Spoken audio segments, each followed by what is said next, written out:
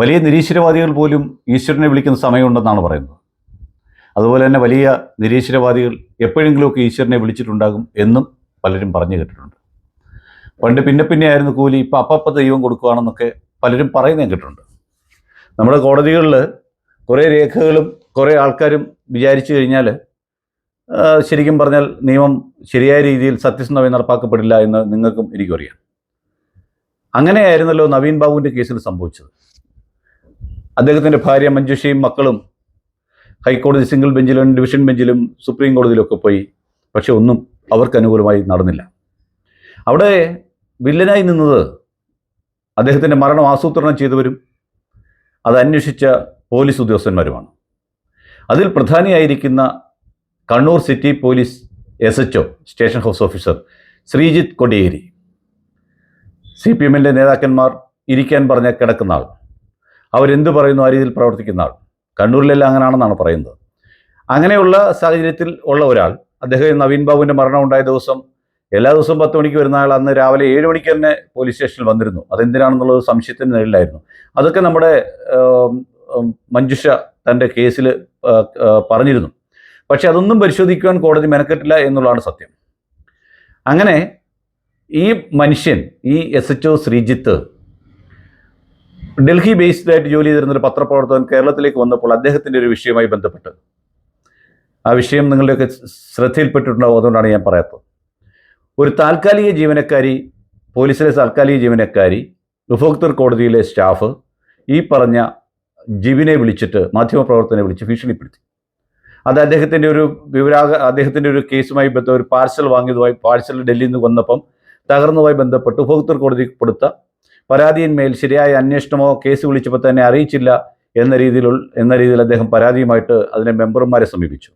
ഈ സർക്കാരിൻ്റെ CWC ആയാലും ഈ പറഞ്ഞ ഉപഭോക്തൃ കോടതിയിലൊക്കെ ആയാലും ഭരണകക്ഷി ആരാണോ അവരുടെ കുറേ ആശന്മാരെ വിളിച്ചിട്ടാണ്, ആ എർത്തുകളാണ് അവിടെ എല്ലാം ഭരിക്കുന്നത്. അതുകൊണ്ട് ജഡ്ജിയാണെന്നാണ് ഇവന്മാരുടെയൊക്കെ ഭാരം, അല്ലെ ഭാവം. ആ ഭാരം ഭയങ്കരമാണ്, അത് നമുക്ക് കാണുമ്പോൾ തന്നെ അറിയാൻ പറ്റും. അപ്പോൾ അങ്ങനെ ഇരിക്കുന്ന സമയത്ത് ഇത് പോലീസുകാരി ആണ് എന്ന് പറഞ്ഞ് ഭീഷണിപ്പെടുത്തിയപ്പോൾ അയാൾക്കൊരു സംശയം. അങ്ങനെ അയാൾ ഈ പറഞ്ഞ കണ്ണൂർ SHOയ്ക്ക് ഈ പോലീസുകാരിയാണോ, പെർമനൻ്റ് ആണോ അല്ലയോ എന്ന് ചോദിച്ചുകൊണ്ട് വിവരാവകാശം ചോദിച്ചു. വിവരാവകാശം ചോദിക്കുന്ന പലർക്കും ഇഷ്ടമല്ല എന്ന് അനുഭവത്തിൽ നിന്ന് അറിയാവുന്ന ഒരാളാണ്. 2005 തൊട്ട് നാളിതുവരെ വിവരാവകാശത്തിൻ്റെ ഏകദേശം 5000-ഓളം അപേക്ഷകൾ നൽകിയ ഒരാളാണ് ഞാൻ. ലക്ഷക്കണക്കിന് രൂപയുടെ കോപ്പികളും ഞാൻ അതിനകത്ത് എടുത്തു വെച്ചിട്ടുണ്ട്. പലതും എനിക്ക് പ്രയോജനം ചെയ്തിട്ടുണ്ട്. എന്തായിരുന്നാലും ഈ താൽക്കാലിക ജീവനക്കാരിയാണോ ഇവർ പോലീസുകാരിയാണോ എന്നറിയാൻ വേണ്ടി ഇദ്ദേഹം കണ്ണൂർ പോലീസ് സ്റ്റേഷനിലെ പബ്ലിക് റിലേഷൻ ഓഫീസർക്ക് കത്ത് കൊടുത്തു, അതായത് അപേക്ഷ കൊടുത്തു. ആ അപേക്ഷ പ്രകാരം മറുപടി കൊടുത്തത് ഈ പറഞ്ഞ SHO ശ്രീജിത്തായിരുന്നു. അയാൾ പറഞ്ഞത് ഇവരിവിടുത്തെ പെർമനൻറ്റ് ജീവനക്കാരിയാണ് എന്ന് പറഞ്ഞ് മറുപടി കൊടുത്തു. അതവിടെ അവസാനിച്ചു. പിന്നീട് അതിനെതിരെ പരാതി കൊടുത്തു. ആ പരാതി കൊടുത്തപ്പോൾ അയാളെ ഭീഷണിയായി.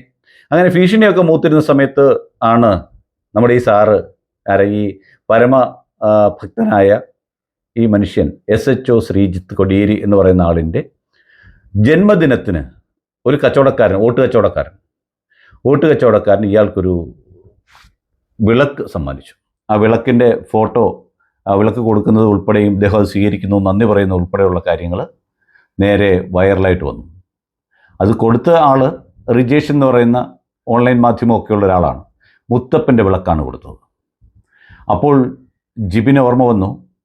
അപ്പോൾ ജിബിൻ്റെ ഉള്ളിൽ ഈ പറഞ്ഞ ആളിനെ പറ്റി കുറേ കൂടി വ്യക്തമായ കാര്യങ്ങൾ കിട്ടി. അവിടെ നവീൻ ബാബുവിൻ്റെ വിഷയം അയാളുടെ ഉള്ളിലെത്തി. ഇയാൾ കണ്ടു കഴിഞ്ഞിട്ടുള്ള പല കേസുകളെ പറ്റി അയാൾ ഓർത്തു. ഉടനെ ഒരു പോലീസ് ഉദ്യോഗസ്ഥൻ, സർക്കാർ ഉദ്യോഗസ്ഥന്മാർ ആരും തന്നെ സർവീസിലിരിക്കുന്ന സമയത്ത് യാതൊരുവിധ സഹായങ്ങളും അല്ലെങ്കിൽ സമ്മാനങ്ങളും വാങ്ങാൻ പാടില്ലെന്നാണ് നിയമം. പാരിതോഷികങ്ങൾ എഴുതി വെച്ചിട്ടുണ്ട് അവിടെയെല്ലാം. വിജിലൻസ് വഹിക്കുന്ന വേറെ കാര്യമായിരിക്കും, അത് നമുക്കറിയില്ല. എന്തായാലും അതിനെപ്പറ്റി പറയാം. എന്തായാലും വിളക്ക് സമ്മാനമായി കൊടുത്ത് ഇയാൾ സ്വീകരിക്കുകയും അതിന് നന്ദി പറയുകയും ചെയ്തതിൻ്റെ പുറത്ത് ഇയാൾ DGPക്കും CM-നും ഒക്കെ പരാതി കൊടുത്തു. ആ പരാതിയുടെ പുറത്ത് SHO ശ്രീജിത്തിനെതിരെ ഒരു വകുപ്പുതല അന്വേഷണം നടക്കുകയാണ്. എന്തൊക്കെ നടക്കുന്നൊന്നും എനിക്കറിയില്ല, ഒന്നും നടക്കത്തില്ലെന്നാണ് ഞാൻ വിചാരിക്കുന്നത്. പക്ഷേ ഒരു സന്തോഷം മനസ്സിന്. കാരണം ഒരു പാവം മനുഷ്യൻ്റെ കൊലപാതകത്തിൻ്റെ ആസൂത്രണത്തിനെല്ലാം തന്നെ കൂട്ടുനിൽക്കുകയും ആ കൊലപാതകമോ മരണമോ എന്ന് ഇന്നും തെളിയിക്കാത്ത രീതിയിൽ അതിനെ വളച്ചൊടിച്ചൊരു പരുവത്തിലാക്കി ആ കേസിനെ ഇല്ലായ്മ ചെയ്ത, അല്ലെങ്കിൽ ചെയ്യാൻ ശ്രമിച്ച, ഇപ്പോഴും പോലീസ് അന്വേഷിച്ചുകൊണ്ടിരിക്കുന്നു പറയുന്നത് ഇയാൾ തന്നെ അന്വേഷിക്കുന്നത്. എന്നാൽ SHO ശ്രീജിത്ത് കൊടിയേരിക്ക് കിട്ടിയ ഒരു ചെറിയ പണി അത് ഓർത്തപ്പം ഒരു സന്തോഷം തോന്നി. ആ വാർത്ത കണ്ടപ്പോൾ അതിലേറെ ആശ്ചര്യവും സന്തോഷമാണ് തോന്നിയിട്ടുള്ളത്. പത്തനംതിട്ടയിലെ പോലീസിൻ്റെ കഥകളൊക്കെ നമുക്ക് വ്യക്തമായിട്ടറിയാം. ഇന്നും അടൂർ പോലീസ് നടത്തിയ ഒരു നടപടി, ഒരു കോടതി നടപടിയെ പോലും അംഗീകരിക്കാത്തൊരു നടപടി ഒരു പോലീസ് ഓഫീസറുടെ ഭാഗത്തു നിന്നും ഉണ്ടായിട്ടുണ്ട്. അതിൻ്റെ കൂടുതൽ വിവരങ്ങൾ ഞാൻ കളക്ട് ചെയ്തുകൊണ്ടിരിക്കുകയാണ്. അപ്പോൾ അങ്ങനെ തന്നിൽ നിക്ഷിപ്തമായിരിക്കുന്ന ചുമതലകൾ വഹിക്കാതെ മറ്റൊരാളുടെ സ്വാർത്ഥ താല്പര്യത്തിനോ പണത്തിനോ കൂട്ടുന്ന അഴിമതിക്കോ അയാളുടെ സ്വജനപക്ഷപാതമോ ചെയ്താൽ അത് മറ്റൊരാളുടെ കണ്ണീരിന് കാരണമാകുമെങ്കിൽ അത് എത്ര വലിയ പോലീസ് ഓഫീസറായാലും ദൈവം നിങ്ങൾക്കൊരിക്കൽ പണി തരും എന്നുള്ളതാണ് സത്യം. എന്തായാലും നവീൻ ബാബുവിൻ്റെ കേസ് അട്ടിമറിക്കാൻ കൂട്ടുനിന്ന കണ്ണൂർ SHO ശ്രീജിത്ത് കൊടിയേരിക്ക് മുത്തപ്പൻ്റെ വിളക്കാണ് പാരയായിട്ടും അതിലേക്കുള്ള തെളിവ് അയാളുടെ സ്വഭാവശുദ്ധിയെ വിശദമാക്കുന്ന രീതിയിലുള്ള കാര്യങ്ങൾക്ക് പുറത്തേക്ക് എത്തിച്ചത്. എന്ന് വെച്ചാൽ ഒരാളുടെ കയ്യിൽ നിന്ന് വീഡിയോ ഒക്കെ റെക്കോർഡ് ചെയ്ത് പരസ്യമായി ഒരാൾ നിലവിളക്കോ എന്തെങ്കിലും വാങ്ങിയാൽ രഹസ്യമായി അയാൾ അതിൽ കൂടുതൽ ആനുകൂല്യങ്ങൾ കൈപ്പറ്റും എന്നുള്ളതാണെന്ന് അതിൽ നമ്മൾ മനസ്സിലാക്കേണ്ടത്.